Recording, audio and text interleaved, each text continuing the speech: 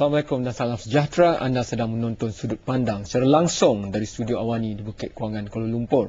Kerap kali selepas Pilihan Raya Umum ke-12 lalu, saya membicarakan tentang isu-isu governance, urus tadbir dan sebagainya, tentang masa depan politik, ekonomi dan sosial Malaysia. Tapi kali ini bezanya, pada malam ini saya mendapat seorang yang telah memberikan saya satu mekanisme untuk membincangkan apa yang berlaku dan apa yang akan berlaku dalam satu bentuk yang lebih mewakili orang yang berada di tengah, orang yang mewakili kesedaran masyarakat sivil itu sendiri. Oleh itu saya pada malam ini ingin mengenalkan buku ini, Reset, Rethinking the Malaysian Political Paradigm, oleh saudara Suflan Syamsuddin. Dan saudara Suflan ada bersama saya pada malam ini. Terima kasih kerana datang jauh daripada London secara keseluruhannya.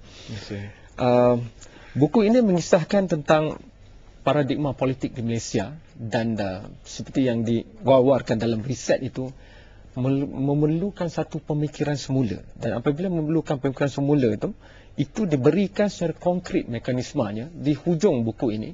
Tetapi sebelum pergi ke situ, saya ingin bertanyakan soalan yang lebih asas kepada saudara Suflan.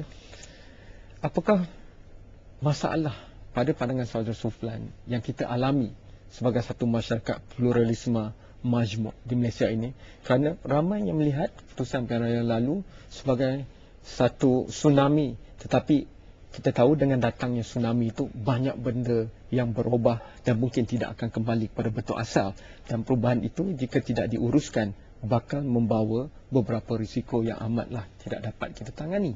Jadi pada pemerhatian saudara Suflan sendiri sebagai penulis buku ini yang membicarakan tentang bukan sahaja politik tetapi juga isu-isu mendasari perhubungan kaum, agama dan sebagainya di Malaysia, apakah keadaan di Malaysia sekarang? Pada saya, Saudara Kamarul, masalah yang kita hadapi di Malaysia berasaskan kepada kepincangan sistem pilihan raya dan sistem pemilihan pucuk pimpinan untuk menentukan siapa yang akan membentuk kerajaan. Dan kepincangan ini sebenarnya tidak wujud oleh kerana kesalahan sebelah pihak atau pihak opposition atau pihak government. Sebenarnya ini berasal daripada masa kemerdekaan dan bermula dengan pembentukan parti-parti di mana parti-parti dibentuk mengikut kepentingan tertentu oleh masyarakat atau kaum ataupun sebuah pandangan. Dan oleh kerana itu